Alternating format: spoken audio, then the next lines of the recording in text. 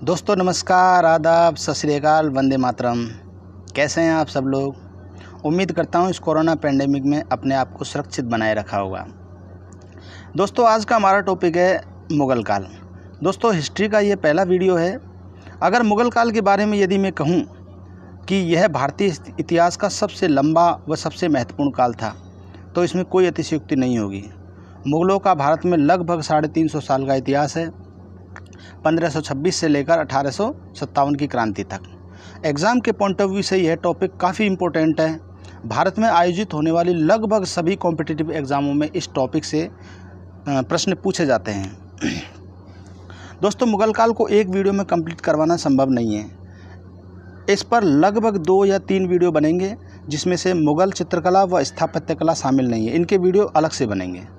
ठीक है दोस्तों, कुल मिलाकर लगभग 4 वीडियोज़ में इसे कंप्लीट कराया जाएगा। दोस्तों एग्ज़ाम के पॉइंट ऑफ व्यू से संबंधित सभी बिंदुओं को इस टॉपिक में शामिल किया गया है और इस पहले वीडियो में केवल 3 मुग़ल बादशाहों के बारे में चर्चा की गई है, बाबर, हुमायूं और अकबर। और इन तीनों से संबंधित राजनीतिक और आर्थिक जो पॉइंट हैं उन सभी को इस वीडियो में कवर किया गया है। तो दोस्तों टॉपिक शुरू करने से पहले मैं आपको एक छोटी सी कहानी सुनाता हूँ। कहानी है कछुए और खरगोश की। दोस्तों ये कहानी बचपन में सब ने सुन रखी है ऑलरेडी। सदियों पहले कछुए और खरगोश में एक दौड़ हुई थी। उसमें कछुआ जीता था। और कछुआ क्यों जीता था? क्योंकि खरगोश आधे रास्ते में जाकर थक गया और वो एक पेड़ के नीचे आराम करने लग गया और उसकी आँख लग गई।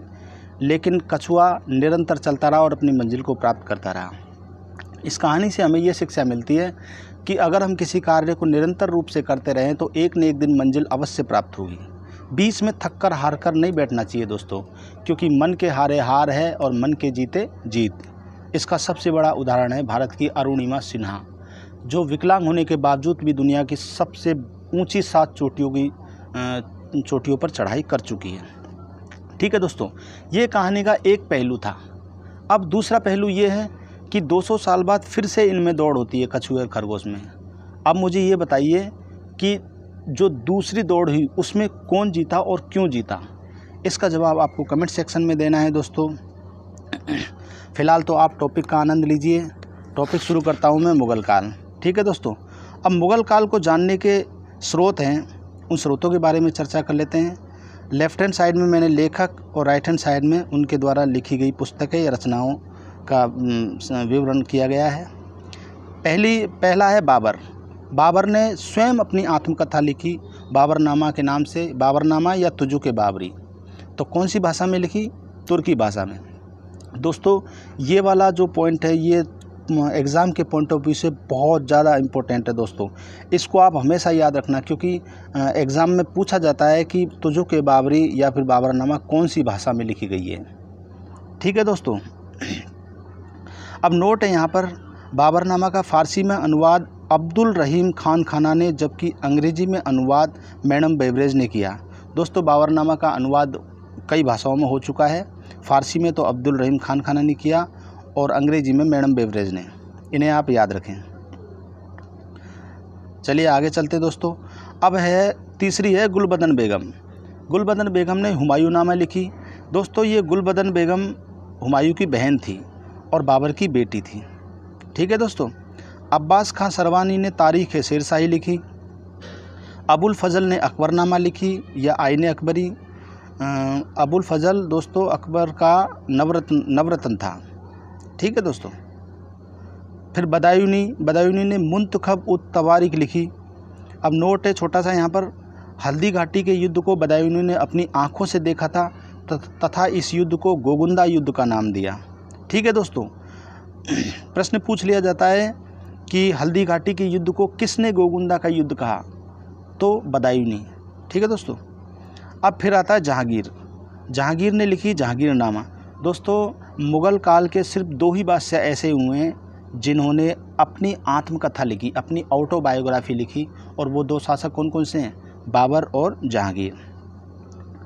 यहाँ पर दोस्तों मेंशन भी कर दिया गया है, नोट लिख दिया गया है छोटा सा यहाँ पर, मुग़ल काल के केवल 2 ही बादशाह ऐसे हैं जिन्होंने अपनी आत्मकथा लिखी, बाबर और जहांगीर। अब विदेशी यात्रियों के बारे में भी चर्चा कर लेते हैं कि मुग़ल काल के समय कौन कौन से विदेशी यात्री भारत आए, जिसमें पहला है विलियम हॉकिंस। यह इंग्लैंड का यात्री था, 1608 में जहांगीर के काल में भारत आया था। दोस्तों आपको मैं बता दूं, इंग्लैंड में सन 1600 ईस्वी में ईस्ट इंडिया कंपनी की स्थापना हो चुकी थी और ईस्ट इंडिया कंपनी एक व्यापारिक कंपनी थी। और तो व्यापार करने के उद्देश्य से 1608 में विलियम हॉकिंस भारत आया। जहांगीर के काल में सिर्फ परमिशन लेने के लिए आया था, व्यापार की परमिशन लेने के लिए। ठीक है दोस्तों। और दूसरा व्यक्ति आया था सर टॉमस रो।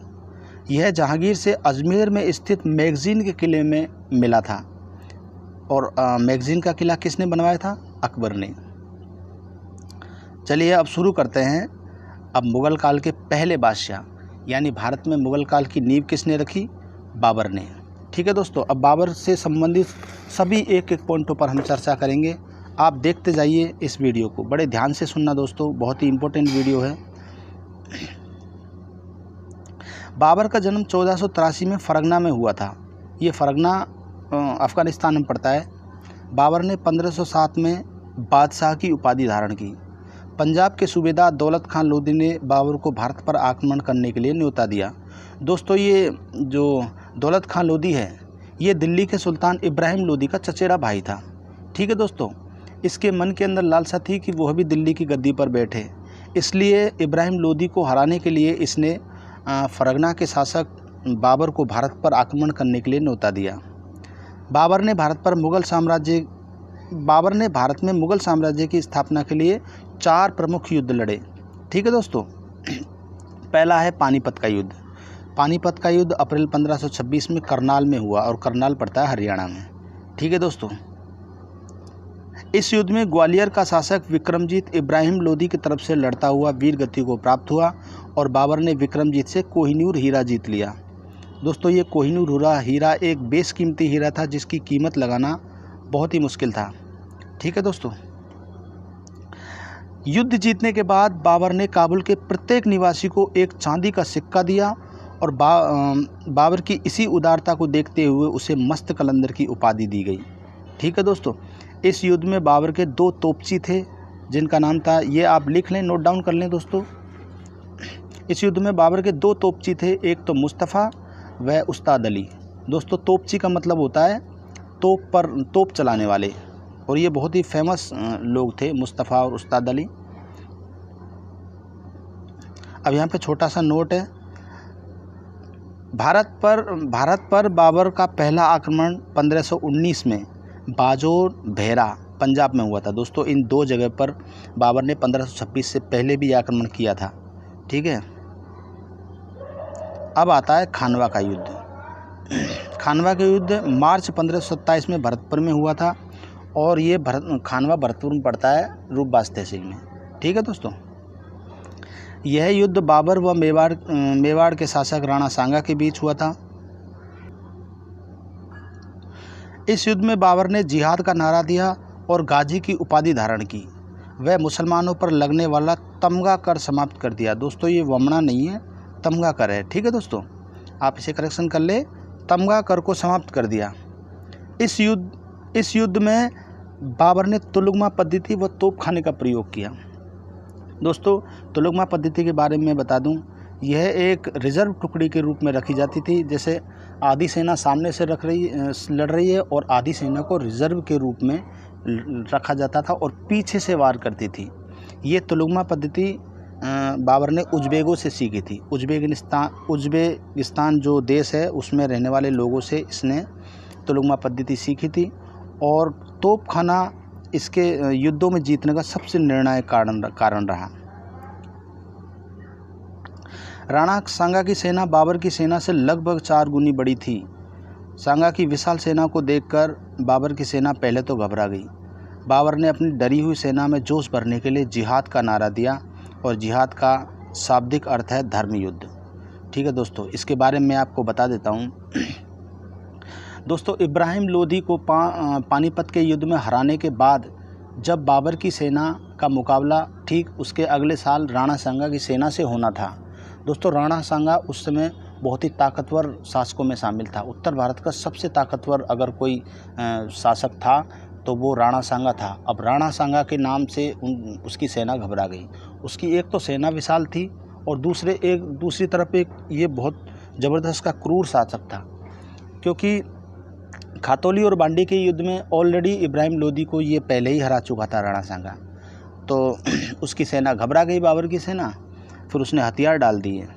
तो अपनी सेना को घबराया हुआ देखकर बाबर एक बहुत अच्छा वक्ता था, बाबर ने जिहाद का नारा दिया। तो उसकी सेना में फिर से जोश आ गया और वो लड़ने के लिए तैयार हो गई। फिर आता है अगला चंदेरी का युद्ध। यह युद्ध 1528 में बाबर ने मालवा के शासक चंदेरी का युद्ध। यह युद्ध 1528 में बाबर ने मालवा के शासक मेदिनी राय के बीच हुआ। इस युद्ध में शेरशाह सूरी बाबर के सेनापति के रूप में लड़ा। दोस्तों, इस शेरशाह सूरी का वास्तविक नाम तो फरीद था। शेरशाह सूरी ये वही शेरशाह सूरी है जिसने हुमायूं को निर्वासित जीवन जीने पर मजबूर किया। दोस्तों, जब ये राजशाही कामों में या फिर राजशाही जो भी प्रोग्राम होते थे उनमें भाग लेता था, तब बाबर अपने बेटे हुमायूं को समझाता था कि इस आदमी से दूर रहना। बहुत तेज़ तर्राट आदमी था ये शेरशाह सूरी। अब आता है घाघरा का युद्ध। दोस्तों, ये घग्गर नदी के किनारे हुआ था, इसलिए इसे घाघरा नाम दे दिया गया। यह युद्ध घग्गर नदी के किनारे हुआ, बाबर और अफ़गानों के बीच। यहाँ पर एक छोटा सा नोट है, यह एक ऐसा युद्ध था जो जल व थल दोनों में लड़ा गया था। ठीक है दोस्तों। अब बाबर की मृत्यु 26 सितंबर 1530 को आगरा में हुई, लेकिन इसे कहाँ दफनाया गया? काबुल में, क्योंकि इसकी इच्छा थी कि इसे काबुल में दफनाया जाए। अब बाबर की रचनाओं के बारे में बात कर लेते हैं। बाबर की रचनाएं आप जानते हैं, उसकी एक तो अपनी आत्मकथा है जिसे बाबरनामा कहा जाता है। तुर्की भाषा में बाबर द्वारा लिखी गई एक कविता को संग्रह भी है जिसे दीवान कहा जाता है, और फ़ारसी भाषा में जो लिखी गई हैं उसे मुबैयान कहा जाता है। अब दोस्तों, दूसरा शासक है हुमायूं। ठीक है दोस्तों, देखो, हुमायूं शुरू करने से पहले मैं आपको बाबर के बारे में एक बात और बता देता हूँ। अयोध्या में जो बाबरी मस्जिद है वो मीर बाकी के नेतृत्व के देखरेख में बनाई गई। ठीक है दोस्तों। अब मीर बाकी कौन था? मीर बाकी इसका शिल्पकार था, उसके देखरेख में ही बाबरी मस्जिद का निर्माण किया गया। चलिए शुरू करते हैं दूसरे शासक हुमायूं को। दोस्तों, हुमायूं का शाब्दिक अर्थ होता है भाग्यवान, यानी किस्मत वाला। इसके नाम का अर्थ तो भाग्यवान होता है, लेकिन ये सबसे अभागा शासक था। हुमायूं का जन्म 1508 में काबुल में हुआ। हुमायूं ने अपने साम्राज्य को अपने भाइयों में बांट दिया। ठीक है दोस्तों। अब इसके 3 भाई थे, मैं आपको बता देता हूँ। एक तो था कामरान को काबुल व कंधार का स्वतंत्र शासक बना दिया गया। दोस्तों, आप नोट डाउन कर लें इसे, मैं बताता जा रहा हूँ एक एक करके तीनों भाइयों के बारे में। और दूसरा भाई था हिंदाल, जिसे मेवात का प्रदेश दे दिया गया। और तीसरा था अस्करी, जिसे संभल का प्रदेश दे दिया। अब हुमायूं के 3 बड़े दुश्मन भी थे। कौन कौन से थे? पहला था बिहार का शासक महमूद लोदी, दूसरा था गुजरात का सुल्तान बहादुर शाह, और तीसरा था मालवा का सुल्तान शेर खान। ये वही शेर खान है दोस्तों जिसे शेरशाह सूरी कहा जाता है। तो पहले बिहार का शासक महमूद लोदी के बारे में बात कर लेते हैं। दोस्तों, हुमायूं और महमूद लोदी के बीच में दोराई का युद्ध हुआ जो 1532 में हुआ। हुमायूं जीत गया और बिहार पर अधिकार हो गया। दूसरा, गुजरात का सुल्तान बहादुर शाह, हुमायूं और बहादुर शाह के बीच में मंदसौर का युद्ध हुआ जो 1535 में हुआ। इसमें भी हुमायूं जीत गया और गुजरात और मालवा पर अधिकार हो गया। तीसरा युद्ध हुआ शेर खान के बीच में। अब शेर खान और हुमायूं के बीच में उत्तर भारत में सर्वोच्चता स्थापित करने के लिए 2 युद्ध लड़े गए। पहला था चौसा का युद्ध, जो चौसा पड़ता है बिहार में। ठीक है दोस्तों। यह युद्ध हुआ 1539 में। इसमें शेरशाह सूरी विजयी रहा और इस विजय के उपरांत उसने शेर खान की उपाधि धारण की। शेर शाह ने बंगाल व बिहार पर अधिकार कर लिया। ठीक है। और हुमायूं जान बचाकर गंगा नदी में कूद पड़ा। तब निज़ाम खां भिश्ती, इस नाम को ज़रूर याद रखना दोस्तों, निज़ाम खां भिश्ती ने इसे बचाया और परिणाम स्वरूप 1555 में निज़ाम खां भिश्ती को एक दिन का शासक बनाया गया। तब उसने चमड़े के सिक्के चलाए। दोस्तों 1540 से लेकर 1555 तक हुमायूं ने निर्वासित जीवन व्यतीत किया और इसी दौरान 1542 में 15 अक्टूबर 1542 में अकबर का जन्म होता है राजा वीर साल के यहाँ पर। उसकी चर्चा भी हम आगे करेंगे अकबर के समय में।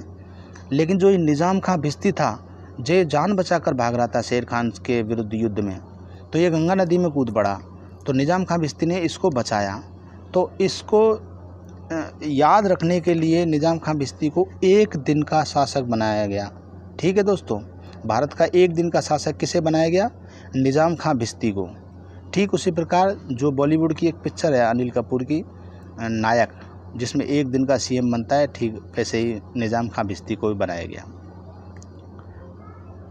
और दूसरा युद्ध लड़ा कन्नौज या बिलग्राम का युद्ध। यह 1540 में हुआ था। ठीक है दोस्तों, इसमें शेर शाह की विजय हुई और आगरा व दिल्ली पर अधिकार कर लिया। बाद में सूर्यवंश या अफगान वंश की नींव रखी। ठीक है दोस्तों, यहाँ पे छोटा सा नोट है। कन्नौज का युद्ध मुगल काल के लिए एक परिवर्तनकारी बिंदु था, क्योंकि इस युद्ध के बाद मुगलों की सत्ता छिन गई। ठीक है दोस्तों, हुमायूं ने भारत पर पुनः अधिकार करने के लिए दो युद्ध लड़े। एक तो मच्छीवाड़ा का युद्ध, मच्छीवाड़ा पड़ता है पंजाब में, ये युद्ध हुआ था मई 1955 में। और दूसरा युद्ध लड़ा सरहिंद का युद्ध, ये हुआ था जून 1555 में। दोस्तों इस युद्ध के बारे में आपको बता देता हूँ। ये युद्ध हुआ था हुमायूं व सिकंदर शाह सुर के बीच में। हुमायूं उसमें विजयी रहा और उसने पंजाब पर अधिकार कर लिया।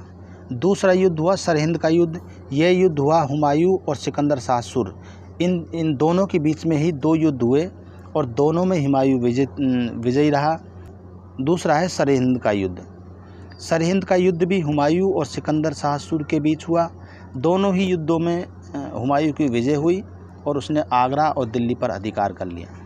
ठीक है दोस्तों, यहाँ पे एक छोटा सा नोट भी मैं आपको बता देता हूँ, इम्पोर्टेंट नोट है, मैं आप नोट डाउन कर लें कि कौन सा मुग़ल बादशाह 2 बार शासक बना।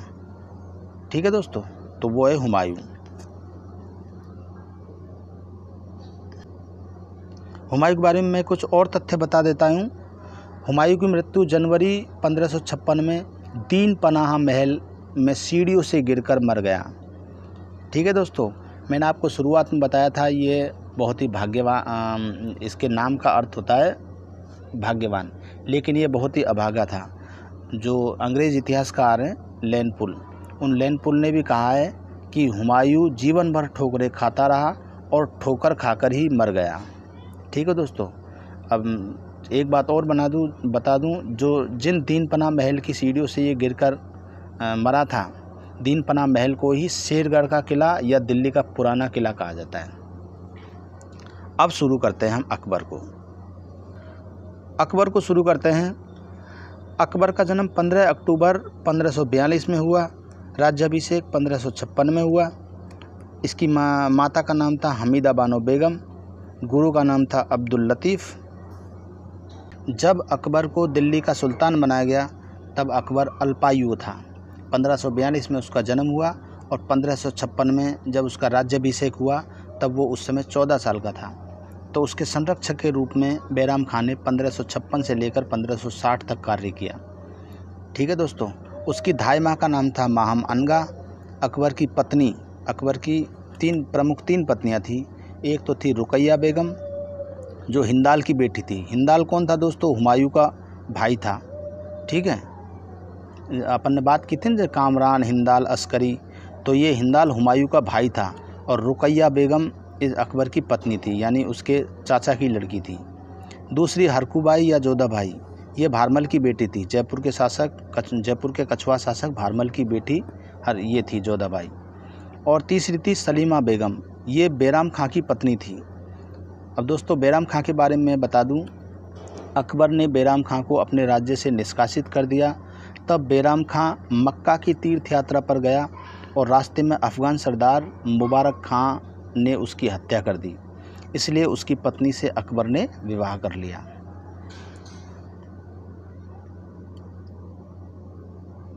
अब पढ़ते हैं पानीपत का द्वितीय युद्ध। पानीपत का द्वितीय युद्ध 1526 में हुआ। अकबर और हेमू के बीच हुआ था, जिसमें अकबर की विजय हुई और आगरा पर अधिकार कर लिया।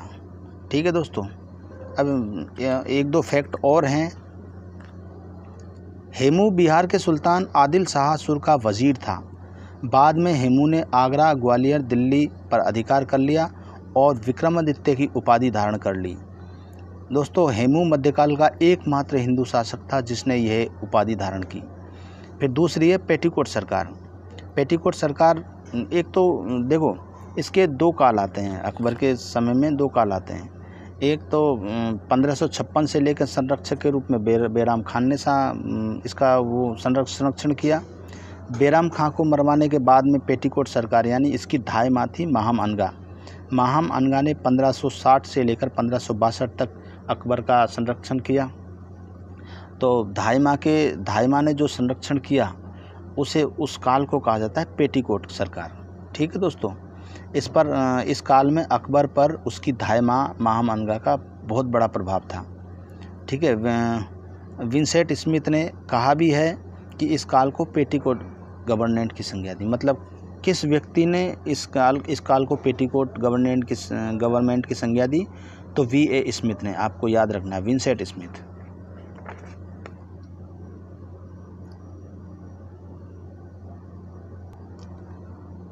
अकबर की विजय को हम दो भागों में बांटकर पढ़ते हैं, एक तो उत्तर भारत की विजय और एक दक्षिण भारत की विजय। ठीक है दोस्तों, अब उत्तर भारत की बात कर लेते हैं। पहली है मालवा की विजय। यहाँ के शासक मालवा के बारे में बता दूं कि यहाँ के शासक बाज बहादुर ने मुग़लों की अधीनता स्वीकार कर ली। दूसरा है गोंडवाना की विजय। यहाँ की शासिका दुर्गावती ने अपने पुत्र वीर नारायण को शासक बनाकर स्वयं संरक्षिका बनी और मुग़लों से लड़ते हुए वीर गति को प्राप्त हुई। तीसरी है मेड़ता विजय 1562। यहाँ के शासक जयमल ने मुग़लों की अधीनता स्वीकार कर ली। चौथा है मेवाड़ विजय 1567-1568। ठीक है दोस्तों, यहाँ का शासक उदय सिंह गिरवा की पहाड़ियों में भाग गया। तब उदय सिंह के वीर योद्धा जयमल व फत्ता ने लड़ते हुए वीरगति को प्राप्त की। पांचवा है रणथंभौर विजय जो 1559 में हुई। यहाँ के शासक सुरजन राव हाड़ा को परास्त कर मुग़लों ने रणथंभौर पर अधिकार कर लिया। छठा है कालिंजर विजय। ये कालिंजर विजय भी 1559 में हुई। यहाँ के शासक रामचंद्र को पराजित करके कालिंजर पर अधिकार कर लिया। सातवीं है गुजरात विजय। अकबर ने गुजरात विजय हेतु 2 अभियान किए थे। पहला अभियान 1572 में किया। तब यहाँ का शासक मुजफ्फर खां द्वितीय को परास्त कर गुजरात पर अधिकार कर लिया। और दूसरा अभियान 1573 में किया। तब मोहम्मद हुसैन मिर्ज़ा ने गुजरात में विद्रोह कर दिया। तब अकबर स्वयं सेना लेकर गया और अभियान को दबा दिया। दोस्तों, यह सबसे तीव्रगामी आक्रमण था। आप चाहे तो नोट्स कर सकते हैं, मैं आपको लिखवा देता हूँ। इतिहासकार स्मिथ ने अकबर के द्वितीय गुजरात अभियान को सर्वाधिक द्रुतगामी आक्रमण बताया, मतलब सबसे तेज़ आक्रमण बताया। आगरा से गुजरात की दूरी है 450 मील की और इसको तय करने में उस समय 11 दिन लगे थे, मात्र 11 दिन। ठीक है दोस्तों, अकबर ने गुजरात विजय के उपलक्ष्य में फतेहपुर सीकरी में बुलंद दरवाज़ा बनवाया था 1573 में। ठीक है दोस्तों, ये मैंने आपको पहले ही बता दिया, नोट यहाँ पे मेंशन कर दिया गया है। अब बात करते हैं 8वीं विजय के बारे में। बिहार व बंगाल पर विजय 1574 और 1576 में ये युद्ध हुआ था। यहाँ के शासक दाऊद को पराजित करके 1574 में बिहार जीत लिया और 1576 में बंगाल भी जीत लिया। फिर आती है काबुल पर विजय 1581। यहाँ का शासक मिर्ज़ा हाकिम को पराजित करके मुग़लों ने मिर्ज़ा हाकिम की बहन बख्तूनिया को काबुल का शासक बना दिया। फिर आती है कश्मीर विजय 1586। कश्मीर के शासक यूसुफ खां को पराजित करके मुग़ल साम्राज्य में मिला लिया गया। ठीक है दोस्तों, फिर आती है सिंध विजय यानी बलूचिस्तान। वर्तमान में ये सिंध बलूचिस्तान पाकिस्तान में है। तो सिंध विजय की थी 1595 में। तो सिंध के शासक जामी बेग को पराजित करके मुग़ल साम्राज्य में मिला लिया गया। दोस्तों फिर आती है कंधार विजय 1595 में। तो कंधार के गवर्नर मुजफ्फर हुसैन मिर्ज़ा ने स्वेच्छा से कंधार मुग़लों को सौंप दिया। ठीक है दोस्तों। इसके बाद उड़ीसा विजय भी है, बलूचिस्तान विजय आपको बता ही दी, उड़ीसा विजय के बारे में बता दिया है।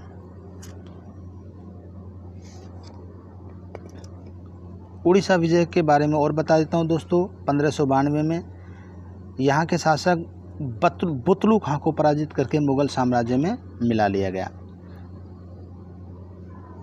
अब इससे निष्कर्ष क्या निकलता है? इस प्रकार अकबर ने मेवाड़ के छोटे से भाग को छोड़कर संपूर्ण उत्तरी भारत पर अधिकार कर लिया था। अब आती है दक्षिण की विजय। ठीक है दोस्तों। अब दक्षिण की विजयों को एक एक करके हम बात कर लेते हैं। अकबर ने बहमनी सल्तनत के विखंडन पर बने 4 राज्यों खानदेश, अहमदनगर, बीजापुर, गोलकुंडा को अधीन करके 1591 में 4 दूत मंडल भेजे। ठीक है दोस्तों। खानदेश के शासक अली खान ने मुग़ल अधीनता स्वीकार कर ली, लेकिन शेष तीनों राज्यों ने अधीनता स्वीकार करने से मना कर दिया। अब अहमदनगर की बात कर लेते हैं। अहमदनगर ने 1597 में अब्दुल रहीम खानकाना और मुराद के नेतृत्व में मुग़ल सेना भेजी, जिसका चांद बीबी से मुकाबला हुआ, लेकिन बाद में दोनों पक्षों में संधि हो गई। संधि के अनुसार बरार का प्रदेश मुग़लों को सौंप दिया तथा बहादुर शाह को अहमदनगर का सुल्तान बना दिया, लेकिन अहमदनगर के सरदारों ने संधि का उल्लंघन किया। परिणाम स्वरूप 1600 में अकबर ने अहमदनगर पर अधिकार कर लिया और चांद बीबी ने आत्महत्या कर ली। ठीक है दोस्तों। यहाँ पर नोट एक छोटा सा, अकबर की अंतिम विजय 1601 में असीरगढ़ की विजय मानी जाती है। ठीक है दोस्तों। अब अपन अकबर की धार्मिक नीति के बारे में बात कर लेते हैं। अकबर की धार्मिक नीति बहुत ही उदार थी। ठीक है दोस्तों। अकबर पहला मुग़ल शासक था जिसने उदार धार्मिक नीति का अनुसरण किया, जो सुलह कुल के सिद्धांत पर आधारित थी। ठीक है दोस्तों। अकबर की धार्मिक नीति को हम 3 भागों में बांटते हैं। प्रथम काल है 1556 से लेकर 1575। 1562 में दास प्रथा को समाप्त किया। 1563 में तीर्थ यात्रा कर को समाप्त किया और 1564 में जजिया कर समाप्त किया। दोस्तों ये 1764 नहीं है, 1564 है। 1564 में जजिया कर को समाप्त किया। हिंदुओं को भी उच्च पदों पर भेजा गया, जैसे मिर्ज़ा अजीज़ कोका मानसिंह को 7000 का मनसब दिया गया तथा टोडरमल को दीवान बनाया गया। अकबर ने मुग़ल दरबार में हिंदुओं के त्योहारों को मनाना प्रारंभ किया, जैसे दिवाली, होली आदि। अब आता है द्वितीय काल आता है 1572 से 1582। अकबर ने 1575 में इबादत खाना की स्थापना फतेहपुर सीकरी में की। इसका उद्देश्य विभिन्न धार्मिक विषयों पर विचार विमर्श करना था। मजहर की घोषणा 1579 में मजहर की घोषणा हुई। यह एक प्रपत्र था जिनको शेख मुबारक नागोरी ने तैयार किया था। इसका उद्देश्य था कि यदि मुस्लिम कानून को लेकर उलेमाओं में विवाद हो तो अकबर बादशाह का निर्णय मान्य होगा। ठीक है दोस्तों। अब आता है इसका तृतीय काल 1582 से लेकर 1605 तक। अकबर ने दीन इलाही धर्म 1582 में चलाया। इसका उद्देश्य विभिन्न धर्मों के बीच एकता व सद्भाव स्थापित करना था। दीन इलाही के बारे में आपको मैं और थोड़ा सा बता देता हूँ, इसमें शायद मेंशन किया है आपको। चलिए दोस्तों, बीरबल एकमात्र हिंदू था जिसने दीन धर्म इलाही स्वीकार किया। ठीक है दोस्तों। अब दीन इलाही धर्म के बारे में आपको बता देते हैं। जैसे इसका पहला सिद्धांत था दोस्तों, दीन इलाही धर्म के सिद्धांत के बारे में हम बातें कर लेते हैं। जैसे जन्मदिन पर दावत देना, जीवन काल में मृत्यु भोज देना, छोटी बच्ची व वृद्ध महिला से विवाह न करना, जहाँ तक संभव हो मांस नहीं खाना, ये इसके कुछ सिद्धांत थे। ठीक है दोस्तों। अब अकबर की राजपूतों के प्रति नीति कैसी थी उसके बारे में भी हम बातें कर लेते हैं। अकबर ने राजपूतों के साथ सहयोग व विवाह संबंध व युद्ध की नीति अपनाई। और 1970 नहीं है दोस्तों, 1570 है। 1570 में अकबर ने नागौर दरबार लगाया। इस दरबार में जैसलमेर से हर्राय भाटी, बीकानेर से कल्याण सिंह, जोधपुर से मोटा राजा उदय सिंह ने उपयुक्त सभी ने अकबर की अधीनता को स्वीकार कर लिया व वैवाहिक संबंध स्थापित किए। ठीक है दोस्तों। अब मनसबदारी प्रथा थी एक। मनसबदारी प्रथा पर बात करते हैं। अकबर द्वारा गठित सैन्य व्यवस्था को मनसबदारी व्यवस्था या उस प्रथा मनसबदारी व्यवस्था प्रथा कहते हैं। अकबर की मनसबदारी प्रथा चंगेज़ खां की दशमलव पद्धति पर आधारित थी। चंगेज़ खां कौन था दोस्तों? मंगोलिया का सबसे भयानक और सबसे खतरनाक क्रूर शासक था ये चंगेज़ खां। यह प्रथा अकबर ने 1567 में प्रारंभ की थी। मनसबदारी प्रथा की 3 श्रेणियां थी, मनसबदार, उमराव और उमराव आजम। ठीक है दोस्तों, इन तीनों को आपको याद रखना है। अकबर ने सेना में दोषों को दूर करने के लिए जात व सवार 2 रैंक बनाई। अकबर की मृत्यु 1605 में आगरा में हुई और अकबर का मकबरा है वो सिकंदरा में स्थित है। सिकंदरा कहाँ पड़ता है? आगरा में। दोस्तों, अगर हमारा वीडियो पसंद आता है तो इसे लाइक करें, सब्सक्राइब करें